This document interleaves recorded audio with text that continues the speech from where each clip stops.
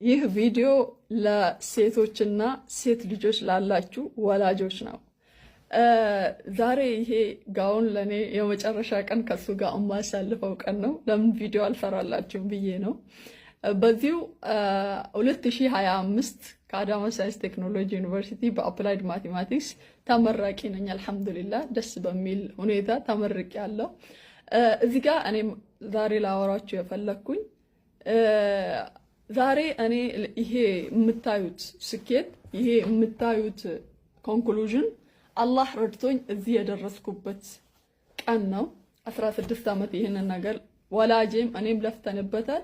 ሞር ደግሞ አላህ እንዲሳካ ሆኖ ተሳክቷል።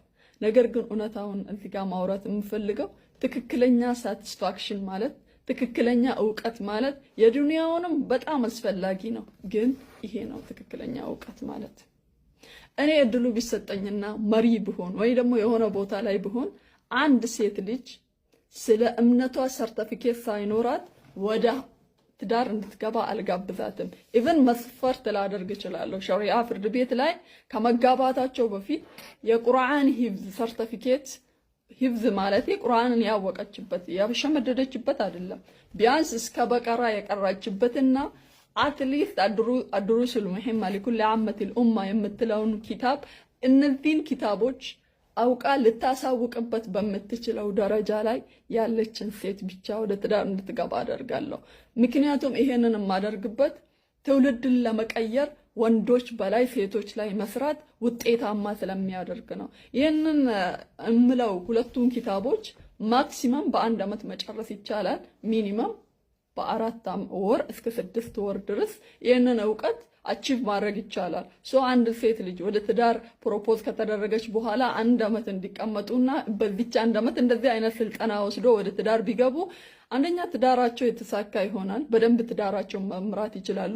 ሁለተኛ ደግሞ አዋቂ ኢንተለጀንት የሆኑ ትውልድን ማፍራት ይቻላል ማለት ነው። የብዙ ዓሊሞች የብዙ ፉቃሃዎች ልጆች አንዳንዴ ጠመው ዘፋኝ ሲሆኑ እናገኛቸዋለን። ግን አዋቂ የሆነች እናት ልጆች ደግሞ ብዙ ጊዜ ስኬታማ ናቸው። እናም ለመጥመም በጣም ይርቃሉ። ምክንያቱም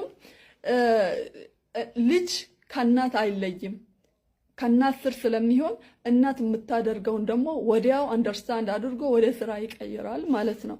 ስለዚህ ሴቶች እባካችሁ ይህ የዱንያ ስኬት ነው። አልሐምዱሊላህ ከተሳካ ቤስት ማድረጉ የተሻለ ነው። ግን ካልተሳካ ደግሞ ከሁሉ በላይ ስኬት ዱንያ ላይ አይተዋችሁም፣ አኽራም አይተዋችሁም፣ መቃብርም ውስጥ አይተዋችሁም። የሁለት ዓለም ደስታ ነው። እናም ደግሞ ሁሌም ከስትረስና ከተለያዩ በሽታዎች ነፃ ለመውጣት ከፈለጋችሁ ዲናችሁን እወቁ። ዱንያ ምን እንደሆነች ያኔ አንደርስታንድ ታደርጋላችሁ። ምንም የመጣ ነገር ወደ መጣው አይነዳችሁ። ዲፔንደንት ሆናችሁ በእምነታችሁ ላይ በሁለት እግር ትቆማላችሁ። ወላሂ እኔ ለምሳሌ መመረቁም አንድ ነገር ነው፣ ግን ደግሞ እኔ ከነበርኩበት ዩኒቨርሲቲ መመረቅ ደግሞ አልሐምዱሊላህ ለእኔ ትልቅ ስኬት ነበር። ብዙ ውጣ ውረዶችን አልፌበታለሁ፣ ብዙ መራራ ጊዜዎችን አልፌበታለሁ። ሴት ሆኖ ዩኒቨርሲቲ መግባት ደግሞ የሙስሊም ሴት ሆኖ ዩኒቨርሲቲ መግባት በጣም ትልቅ ቻሌንጅ አለው። ብዙ ሴቶች ከኛ ስር ቀርቷል፣ ብዙ ተማሪዎች ተባረዋል። አልሐምዱሊላህ እኔ ዛሬ ለዚህ በቅቻለሁ በአላህ እርዳታ። ነገር ግን እዚህ ጋር የተደሰትኩበት ደስታ ይሄንን ቁርአን ያወረድኩበትን ቀን ደስታ አይደርስም፣ ሊደርስም አይችልም። ስለዚህ ሴቶች የዱንያውንም አላህ እስካያሳየኝ ድረስ አይቻለሁ፣ የአኽራውንም ወይም ደግሞ የእምነትንም አይቻለሁ። እምነቱንም የአኽራውንም መያዙ የተሻለ ነው። ነገር ግን ፕራዮሪታይዝ አድርጋችሁ መያዝ ያለባችሁ ዲናችሁን ነው። ደግሞ ዘመኑል አኺር ላይ ነው ያለን አይደል እንደ ሁሉ ነገር እየተገለባበጠበት ባለ ሰዓት ማለት ነው። እባካችሁን ዲናችሁን ወቁ። እንደፈለጋችሁ ኑር፣ እኔ ችግር የለብኝም። አለባበሳችሁ እንደፈለገ ይሁን፣ ስታይላችሁም እንደፈለገ ይሁን። አንድ ቀን ትቀየራላችሁ። እኔ አምናለሁ፣ በዚህ ነገር አምናለሁ። ሁሌም አንድ ቀን ትለወጣላችሁ። ፈልጋችሁ አይደለም፣ ሳትፈልጉ ራሱ አላህ ይለውጣችኋል። ግን እናንተ ማድረግ ያለባችሁ እንደ አንድ የህይወታችሁ መርህ አድርጋችሁ ይሄንን ዲናችሁን ወቁት። ይጠቅማችኋል፣ አይጥላችሁም። ብትመረቁበትም ባትመረቁበትም ብትመደቡበትም ባትመደቡበትም ጸጸት የሌለው የዘላለም ጓደኛ ከዱንያም ከአኺራ የማይለየን ይሄ ቁርአን ነው። ሴቶች እባካችሁን ዲናችሁን እወቁ።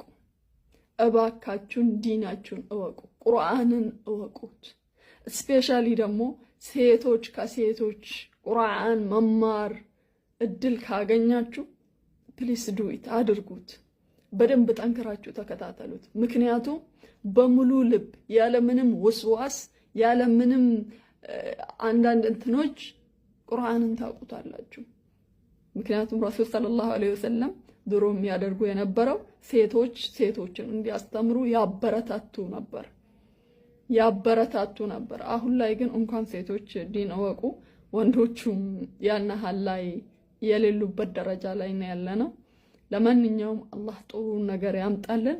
እናም እኔ እንደ አንድ ሴትን ምከሪ ብባል ዲንሽን እወቂ ነው ምላት። አሰላሙ አለይኩም ወራህመቱላሂ ተዓላ